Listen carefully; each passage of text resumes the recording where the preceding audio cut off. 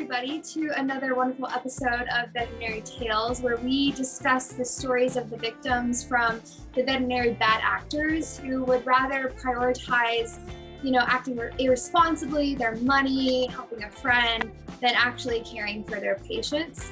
My name is Colleen. I am one of your hosts for this evening, accompanied by the wonderful founder of Joy's Legacy, Mr. Scott Klein. Scott, how are you doing tonight? Hi, Colleen. How are you? Good evening. Good evening. We're so excited to be doing this. And just before we begin, I just wanted to make a very clear note that the views and opinions that are often expressed in this podcast are those of individual authors and don't always necessarily reflect the opinions and views of Joey's Legacy or our official policies. So with that being said, I would like to welcome our wonderful guest for this evening, Natalie Kramer, who will be telling us a little bit about Olaf's story. Hi, Natalie. Hi. Hi, Natalie. How you doing? All right. How are you guys? Okay. So I know your story. Tell everybody else what Olaf's story is. Sure. Let me just very quickly tell you a little bit my background about myself. I'm 59. I'm retired. My pet ownership or guardianship, parenthood has by now spanned 3 decades. I got my first pet as an adult when I was 29, and I'm now 59. And things were fairly uncomplicated until 2008, when I had the first unfortunate encounter with veterinary medicine. I also, it gets a little bit complicated because I'm also active in rescue, and it happened a little bit by accident. I was just initially just a very enthusiastic pet parent and a parent. I had a young child, and my intent was to have our own pets and to raise my child with pets and teach him responsibility and be a good pet owner. But then in 1996, I found a stray dog on the street, and tried to place it. I already had 2 dogs and 2 cats, and I tried to place it through rescue. And this is how I got involved with rescue and found out, became familiar with the reality of rescue, of the need for rescue.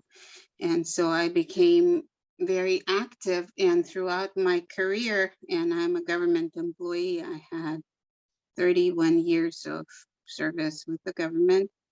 And throughout that government career, I always planned that when I retire, I would be even more active in rescue and have my own small rescue, and would be rescuing dogs and cats to the extent of my ability after I retire.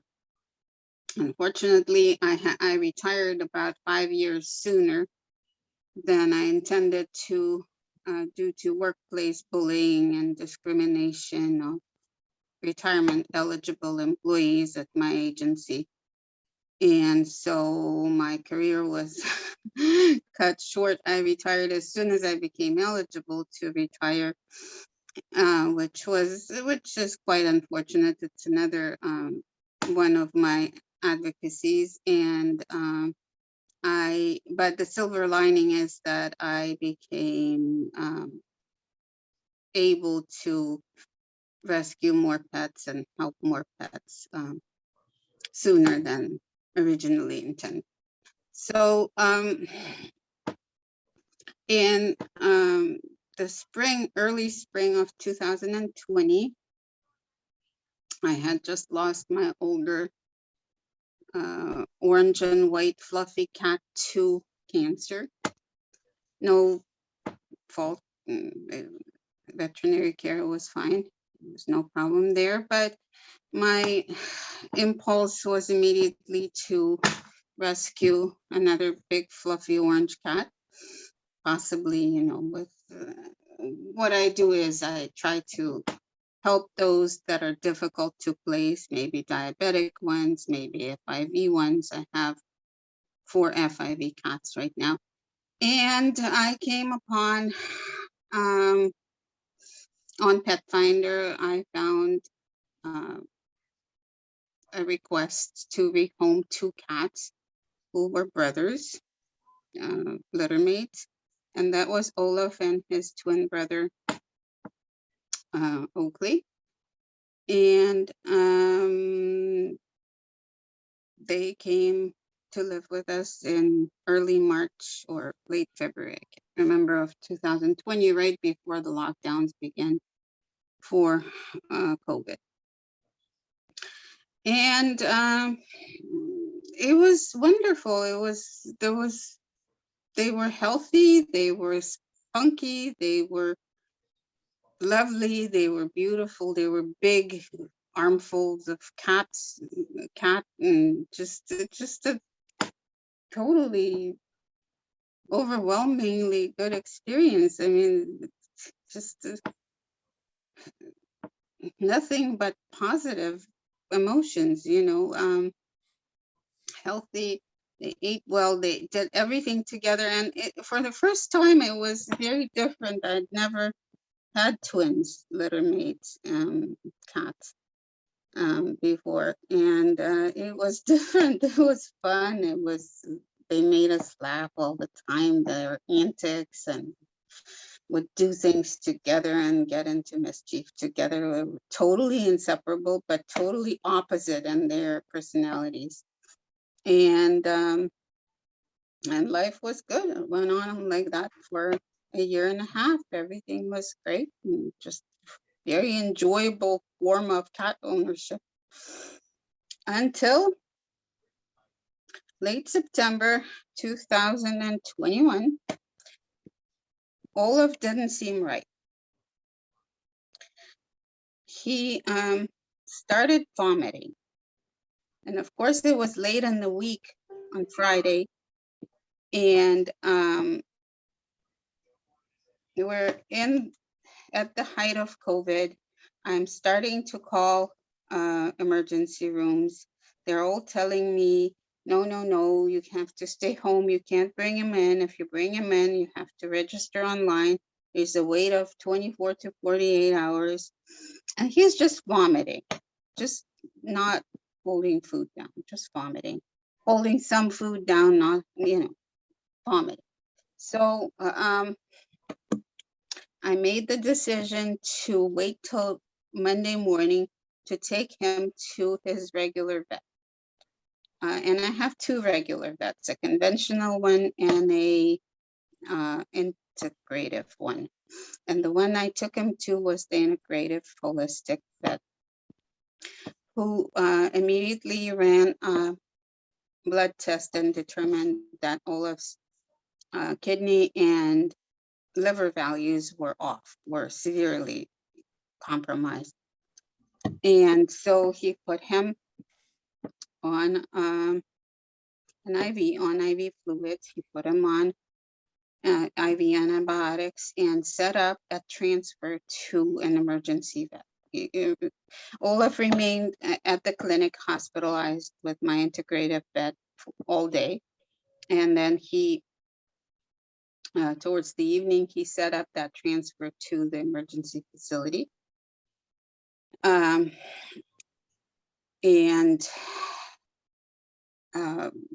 it was a facility I had not heard of before.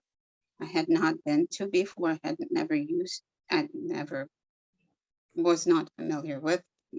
And it's not even close to the area I live in, because the integrative vet, there are not a whole lot of them. So they are, you know, this vet is a bit of a distance from where I live. It's not my neighborhood vet. So, and the ER office is close to where he is. So with Olaf's records in hand, and the referral, I go over to the emergency vet. Um, I'm greeted there. They tell me that they will place him in the care of the veterinarian who will come out to speak to me. We waited for an hour and a half. No one came out to speak to me, and but I signed all the papers, you know, authorization to treat, authorization to hospitalize, and CPR directives, and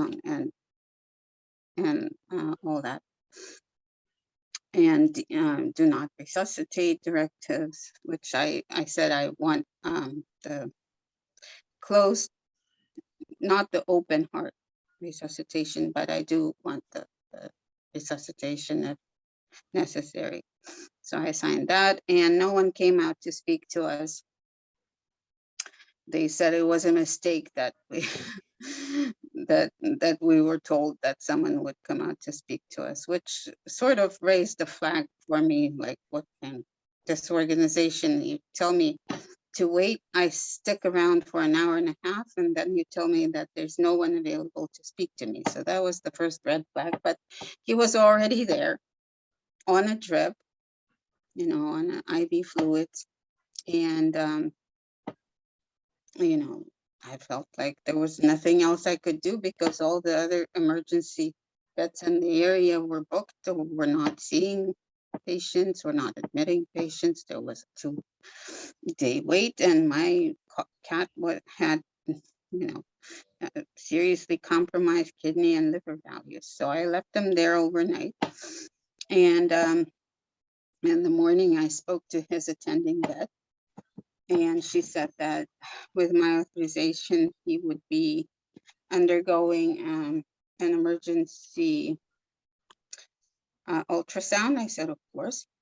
And oh yeah, they made me prepay $5,000. They wouldn't treat him. They would not do anything until I deposited the $5,000, which I paid with my debit card. I had the $5,000. So in the morning, and she discussed, the attending vet was attentive. She was, you know, thorough. She discussed the various possibilities of kidney disease. Can it be treated? Can it be not? We need to find out. We need to ultrasound the kidneys, see what's wrong, what kind of kidney disease it is, and so forth. So in the morning, he underwent the emergency ultrasound, which determined that he had an intestinal blockage. And I said, oh, could that explain the kidney values? She said, yes, it could. But it could be something else as well. It could be a kidney disease on top of the intestinal blockage. I said, okay, well, what do we do with the intestinal blockage? Can we flush it? We can, but it's really probably not the best thing. It might rupture, and then we have peritonitis on our hands. It's probably the safest the safest option is probably to go ahead and operate. And we do have our surgeon on hand today. He can move things around. He can delay, postpone his non-emergency surgeries. What's a non-emergency surgery at an ER? You know, I was wondering that. And he can operate on Olaf. I said, okay, great. So all of this is happening like lightning fast. Like, she's telling me Olaf is going to be operated on at 3 in the afternoon, and he goes into surgery at 3:40 in the afternoon, something along those. So I wait at home. I get a phone call saying that the surgery went well. They removed the blockage, and it turned out to be a hairball, just a trivial hairball. And they were successful at milking it back to the stomach and cutting into the stomach. They didn't have to cut into the intestine where it had lodged initially.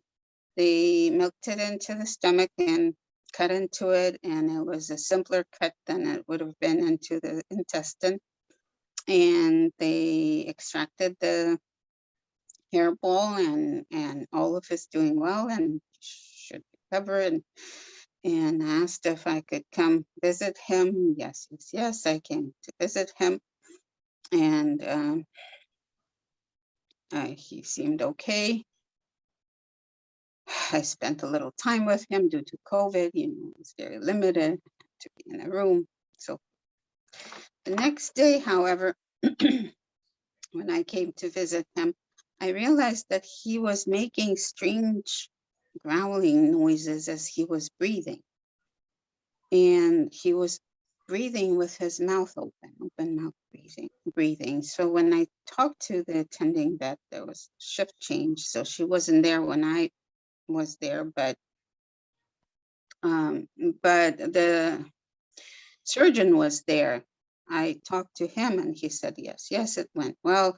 He actually showed me the hairball. He said, do you want to keep it? I said, no, no, it's fine. And he said, yes. I was so happy I was able to milk it back into the stomach, and it was an easier surgery, an easier cut, and so forth. Okay, great. So when I spoke to the attending physician, the vet who actually, you know, oversaw his treatment, his IVs, his not the surgery, the vital signs, the medication, the pain management, and all that. I mentioned to her, hey, come here. Come on. This is Olaf's twin. Okay. Hi. Hi, Oakley. Yeah, he's very nosy. So when I mentioned the breathing, she said, yes, yes, I will look into it. Maybe he has a little pneumonia. We'll look into it. The next day, she told me that Olaf had aspiration pneumonia. He had developed aspiration pneumonia. I said, well, it's treatable, right? I mean, it sounds to me like from my previous readings and experiences with emergencies and severe illnesses. I know it's severe, but it's treatable. Yes, yes, generally in a younger animal, we will put them on antibiotics, we'll put them in an oxygen tank, it's treatable.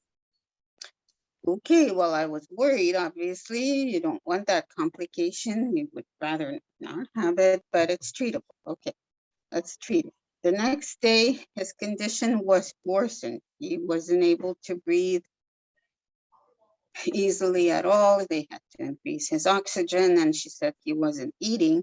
When I was there, he wasn't eating either. She sort of was hoping that I could make him eat. I could coax him with the food that I brought from home, his favorite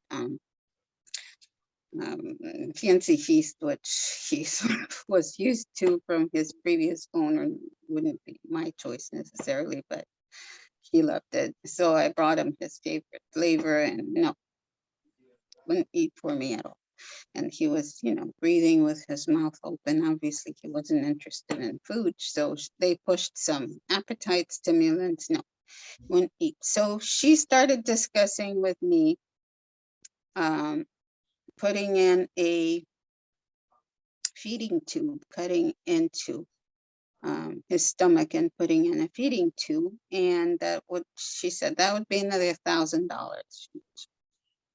Okay, so in the meantime, I had to deposit $4 more thousand, and they asked for 5, but I negotiated it down to 4, so it's a total of 9 altogether. So I didn't have that much in my debit in my regular checking account, so I paid with a credit, with a Chase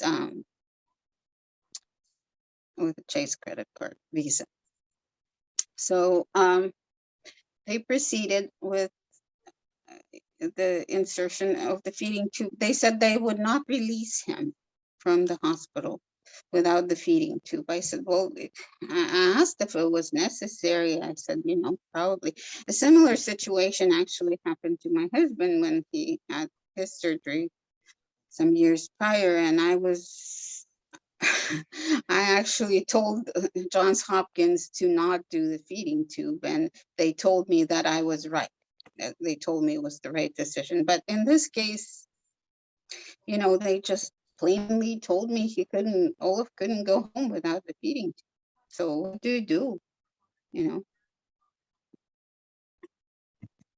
Excuse me. And so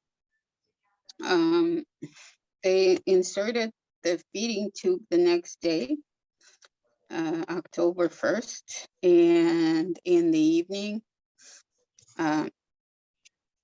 that same attending vet called me and said that Olaf went into first respiratory arrest, then cardiac arrest. Do I want CPR continued? I said, absolutely. She said, okay. So she went back, and 10 minutes later, she called me and she said, could not be safe, that the kindest thing would be to euthanize him. And he just, his ability to breathe was compromised to the point of no return. He could not exchange air. He could not, the contamination of his airway was so severe and so devastating that the small vesicles lining the blood vessels of the lungs and the airway were so damaged that they were oozing some sort of substance that was toxic.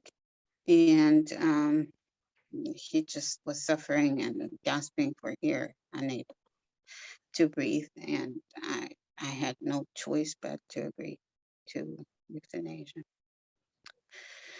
So, and so it happened, and she asked me if I wanted to talk to her, if I had questions, and I said yes, but please call me.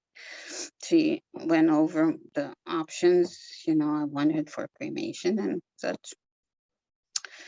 And she called me maybe half an hour after his death, and I was in shock. It was sudden because the morning of that same day, I was still expecting to take him home, even with a feeding tube. And so I asked her what happened. How did he get the aspiration pneumonia? And she said, I said, and you always second guess yourself. I asked, did I keep him home too long before getting him emergency care? She said, oh no, it happened in surgery or soon after in recovery. She actually said that. And I said, okay. I mean, you're in such a state, you don't know. I mean, there's no prescription for proper behavior in such a state. So I guess I just said, okay, well, thank you and goodbye. And then I waited a few days. My way of dealing with it was my way of grieving, I guess. I let his former owner know. And my way of dealing with it was looking for a new cat, because his twin Oakley was completely lost. He was looking for him in all the closets. He was giving me this quizzical look like, what happened? It was the first time. They were 7 years old when it happened. It was the first time he didn't have his buddy with him. They were litter mates. They were together their entire lives. They had never been apart. They even went to the vet together, always. They always ate together from the same plate. They slept together, and all of a sudden he's gone. So he was looking for him everywhere. He went downstairs 10 times a day to look for him. He looked behind the door. It was just sad. It was, I don't know if cats experience grief, but he certainly was distressed. He was looking for him. And to distract myself, I started looking into adopting a new cat, and sort of like I could not deal with, in my state, right, like in the days following Olaf's death, I could not deal with anything having to do with it. I just had to focus on something else. I guess it's a survival mechanism. I don't know. And so within 30 days, within 1 month, I adopted a new cat, and it worked out quite well for Oakley. They became good friends, and they're now hanging together, just like he did before with his buddy and brother. And I tried to deal with the hospital. I went to pick up Olaf's carrier and Olaf's paw print, which I requested, a clay paw print. The person, it took me half an hour waiting for them to locate that. That's a red flag. Just total and utter disorganization. They don't have a place where they train people to look for these things. The person who handed me the paw print didn't even say, "I'm sorry for your loss." I mean, how does that even work? So I just picked it up and left. And then I tried to contact the hospital to see if they perhaps would at least refund my money. But no, they didn't make any errors. There was nothing done wrong on their part, nothing. There never is. No, I tried to get the records, even within about a week or 10 days, I tried to get the records. They sent me the records, all of the records, except the part where and the narratives of our exchanges, of our conversations with the vets were enclosed, all the way up to the discussion of what happened and when the aspiration pneumonia was contracted. That part was left out.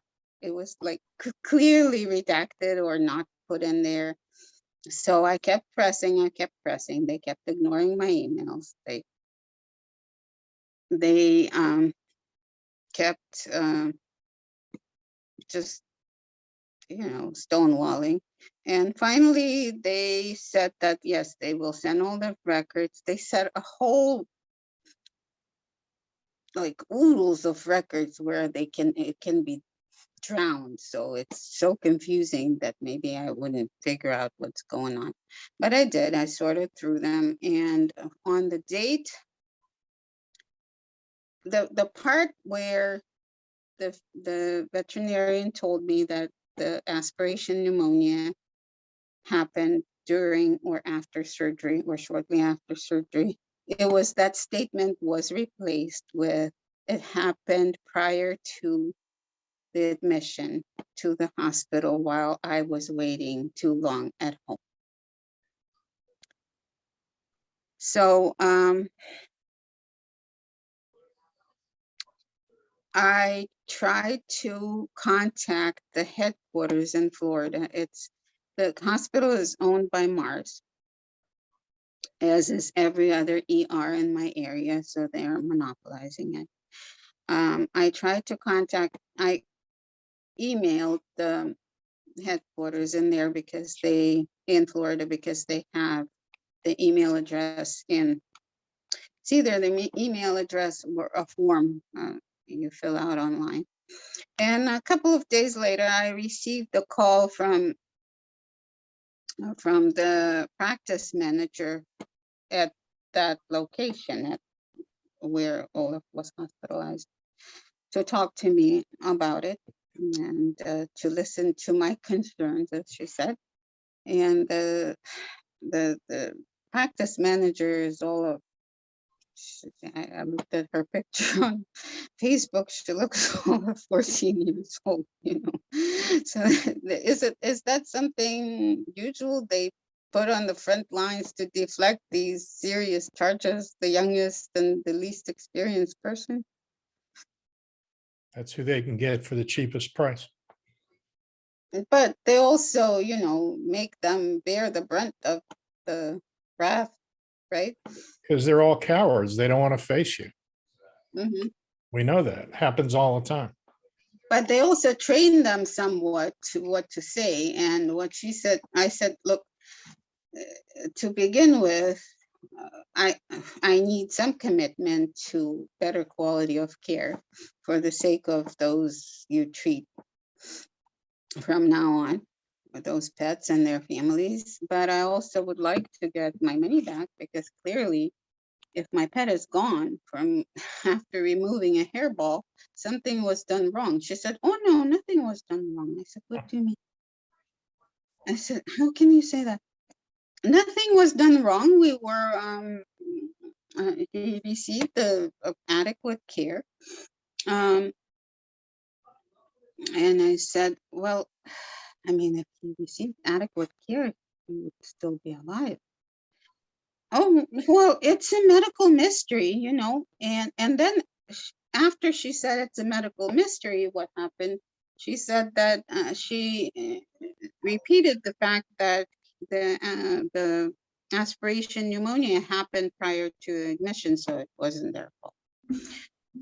So I guess I couldn't. I said to her, and you know, you just get frustrated. What do you say to these people? You know, it's not their fault necessarily, but then they're not being empathetic or honest or ethical with you either. And so I said to her, well, I don't expect you to be honest with me, or something to that effect, and just Good hung for up. you. I mean, what is it that you do? There's nothing you can do. I spoke to the referring veterinarian, the one who set me up with them, the holistic veterinarian. I was very, very angry, because the first attempt to speak to him, Oakley had to go for his, you know, straightforward. And I have to say that that veterinarian is quite good. His clinical abilities have been, I've known him for a few years, not as long as my other veterinarian, which goes back to 2008, but this one goes back to 2000 and I don't know, 15 or so. So I've known him a few years, and he has handled some tough situations with my numerous pets, you know.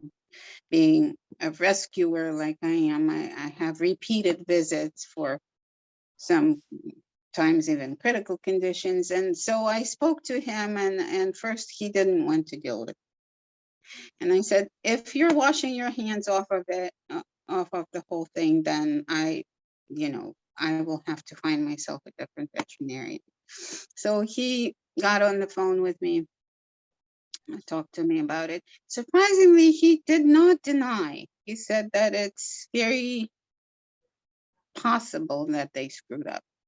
He said it's possible. But he said something else scary, which leads me to another point I want to bring up later, maybe when I'm finished with the narrative of what happened. He said something very disturbing to me. I said, I hope that given what happened, you will not refer to them anymore, clients for emergencies. And he said, if I were not to refer anyone to people, to places that have made those errors, I wouldn't have anybody to refer to, right? So, which brings me to the point that I want to make, is that in my 30 years experience as a pet parent, I have grown to believe that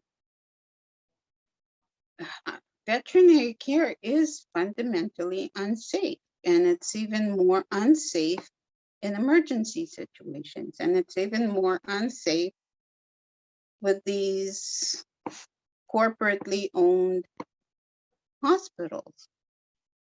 And there's even less accountability than in traditional hospitals. And it's just me. It's just like when I say that, when I say I'm aware of a problem and here's the problem, we can discuss it, we can talk about the individual stories. I always wanted to be a segue to the discussion of what do we do about it? Like, how do we make healthcare for our companion animals fundamentally more safe, more comparably safe? I'm not saying human medicine is totally safe, but by comparison, it certainly is safer. Wouldn't you agree, Scott? I mean, I was in human healthcare for 24 years. Generally speaking, I would agree with you. Also, when I spoke to that woman, the practice manager, I asked her who was charged with Olaf's respiratory care during surgery.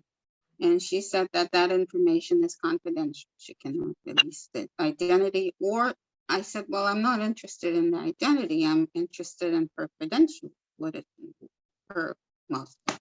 So she, but not necessarily. And I was told that that information is also confidential, which I'm not even sure is altogether true. And I don't have a way of finding out, but you know. But what I do know is that in Maryland, where this all happened and where I live,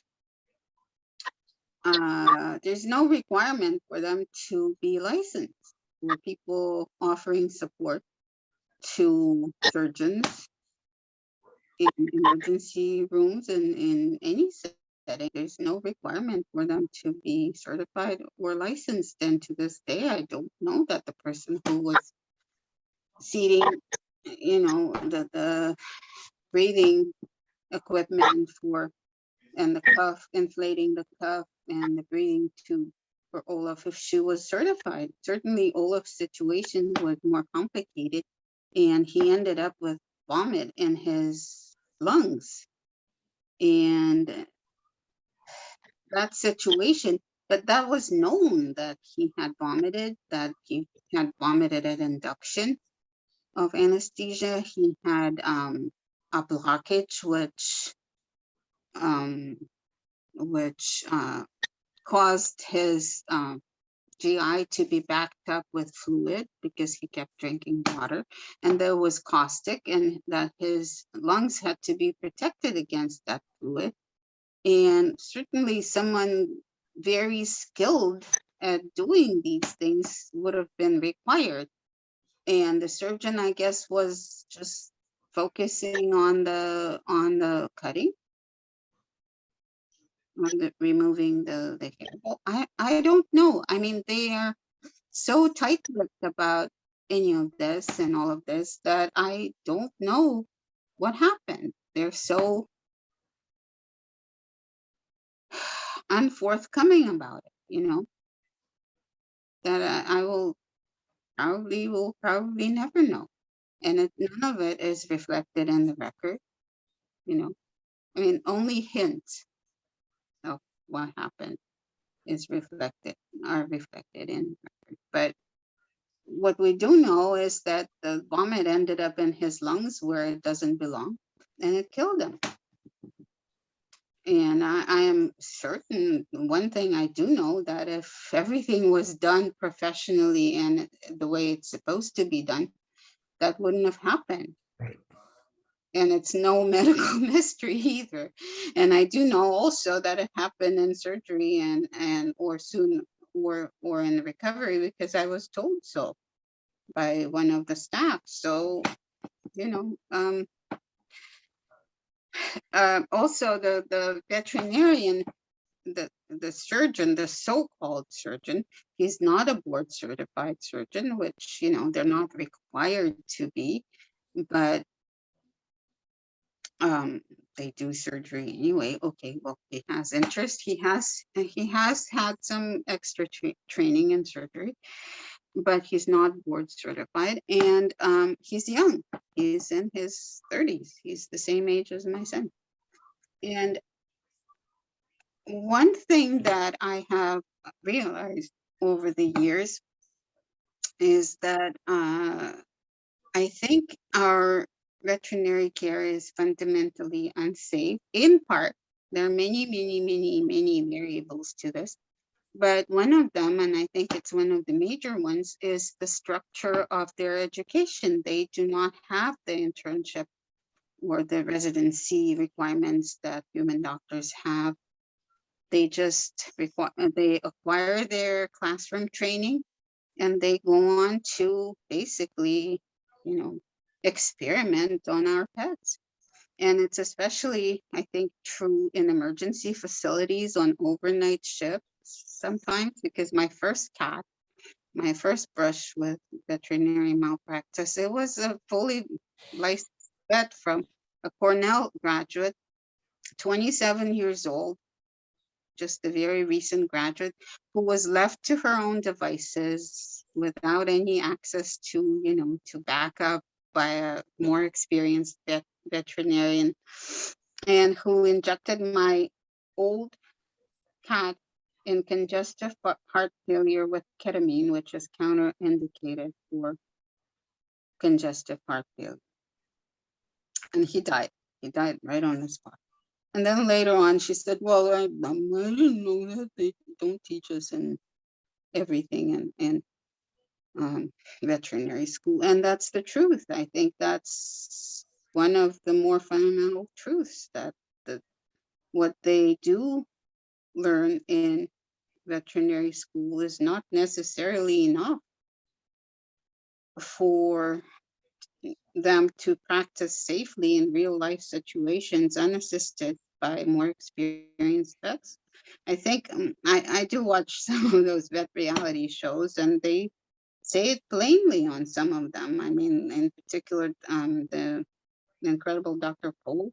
They sometimes, you know, especially on those farm calls, but I think it's true in small animal practice as well. You know, they're just stuck. Sometimes, oh, Dr. Cole, you need to come over. I don't know how to do this. They don't teach that in veterinary school. Huh? And you're fully licensed to do this on your own? I think that's one of the problems, don't you think? One of the problems, yeah. And what do you do about it? I mean, how do we make it safer? Because I personally, I've heard from people that they would not necessarily want to continue to be pet parents because of how scary it is. For me, that's not an option. To me, you know, if I don't have pets, I'm not me. Me without dogs is not me. Me without cats is not me. You know, I can't be without pets. But how do you face pet parenthood knowing that this is the reality? It can happen again and again and again, and you will be treated rudely, and you will be treated cruelly and dishonestly, and you cannot count on the government to be fair and unbiased. It's a scary proposition at the same time, you know. So those are the questions, you know, I'd like to raise, and maybe at some point somehow see them discussed. Maybe we could have work groups or something like that. You know, my time unfortunately is a little bit limited, but I can devote some time to it. Not a huge amount, but some. And that's why we try to provide all this education through these podcasts, through Jerry's books, J.L. Rob's books, the documentary that's going to be coming out. The more people that read those books and see that documentary is going to provide a profound education that they wouldn't ordinarily ever get, certainly not in one place. And that's why we're hoping that we can reach millions and millions of people with the documentary and Jerry's books. And that's how we're going to make companion animal parents stronger and better advocates for their own companion animals when the veterinary profession won't assist in that effort. That's why we're doing what we do. That's true, but something like a change in the curriculum of vet schools, that would require more legislative action. I wrote a letter to the dean of the University of Florida Veterinary College. This was a couple of years ago. Told her what I did. And I was very, I wasn't condescending. I wasn't defamatory. I stressed that we know the majority of veterinarians are caring, compassionate individuals. There is a minority. And I went on from there. And I'd like to come do a class for your students, either in person or virtually.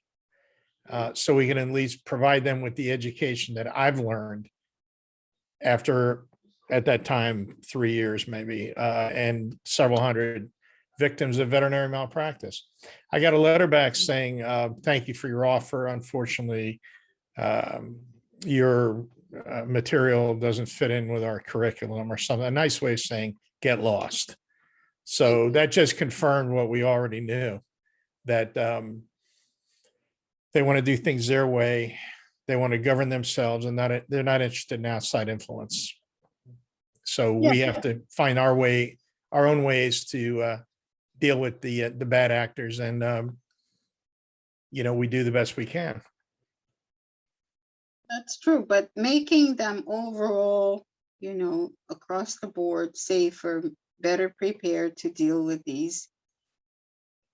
I mean, acquire experience prior to them being licensed to practice unassisted in difficult situations. That would require legislative effort, I would think, right? A lot of effort to get to what you're talking about. And where do you even start? Well, you start with your local state legislator, bring the attention to them, which I did at one time in Southwest Florida. And I went to 2 or 3 of the local state legislators and explained the problem and what seeking assistance. And there, 2 of them didn't reply, and the one that replied, his response was very muted. That's something that I'm not sure we can assist with. Basically, get lost. So you have to find a state legislator that's a true animal advocate, that really loves animals and will write legislation to try to correct some of the things that you're talking about. Unfortunately, they're not plentiful. And so we have to just continue to look for ways to accomplish what you're talking about, Natalie, but it's absolutely necessary, and it's been needed for a long time. It's just very difficult to accomplish. That's the other issue is, and that's my dear friend Stephanie, that's one of her favorite topics, is the licensure of those who assist vets. Some states do require vets to be licensed, but some don't. Maryland doesn't, and the majority of states don't. It's another thing that could be. And of course, what's thrown at you immediately is that veterinary care is going to become more expensive. It's already through the roof. It's already extremely expensive. It is. The point, and then I paid $9,000 for Olaf, and that would have been fine if he had been restored to health. I think it would still have been, even for perfect care, if he came home, continued on his, you know, continued with his regular activities and was healthy from there on, $9,000 would still be a lot. I think it's way too inflated, but then they kept it despite the fact that he's gone, you know. Without disclosing any details, have you made an attempt to pursue justice in this matter?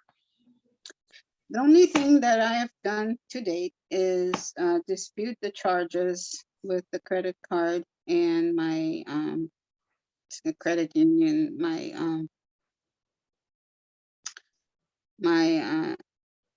debit card. That's the only thing, and I'm still waiting. I want to do one thing at a time, because to pursue further action, if the bank finds in your favor, it helps, it aids greatly, I think, because that says that even they saw it my way.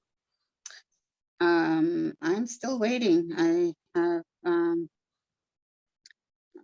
solicited the help of Myrna's office.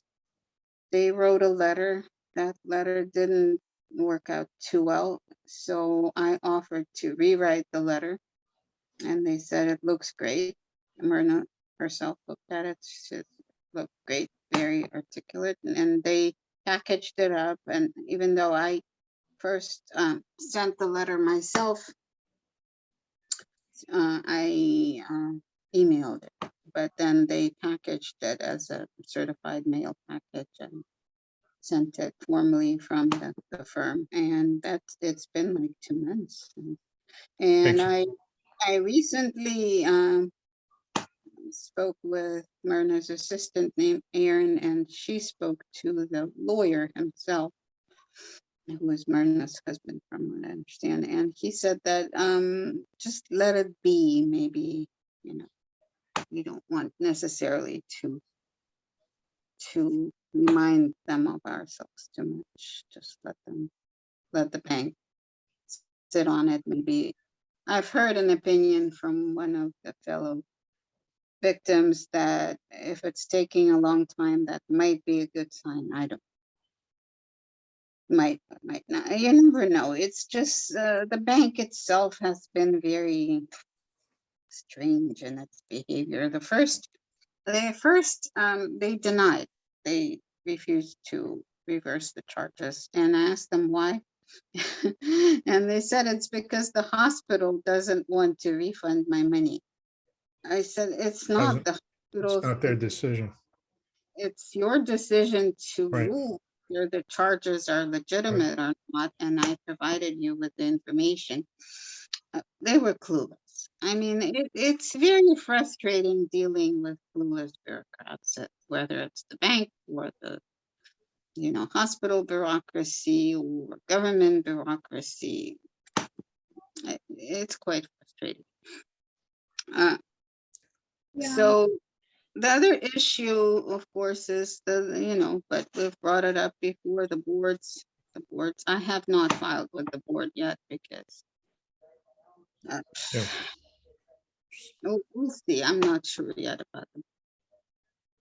Well, Natalie, I appreciate you coming on the show and talking about your and Olaf's story. And I'm so sorry that happened. These stories are never ones that we want to hear, but unfortunately, because of the advocacy and because of the need of legislation changed and stricter laws, it needs to be told. And I'm so glad you came here today to do just that. Before we wrap up, is there any final thoughts you have to give?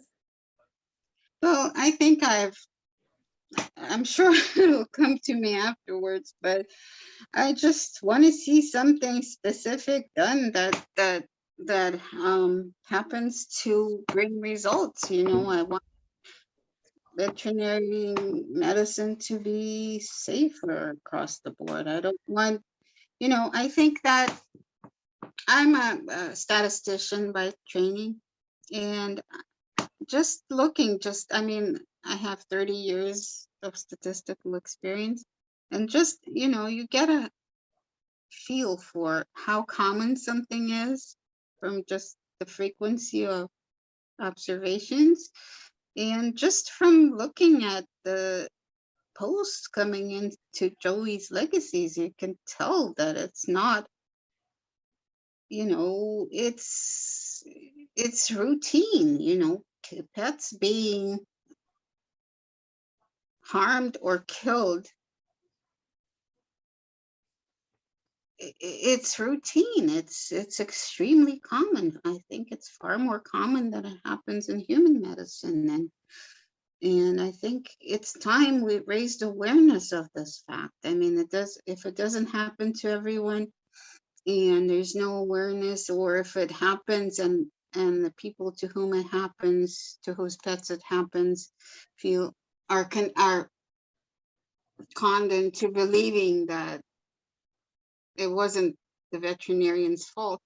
We know that that the truth that it's unsafe to subject your pets to routine, but to overall with veterinary care, especially emergency and especially specialty. And I really hope something can come out of it that will set us on a path of driving towards improvement. I really hope so.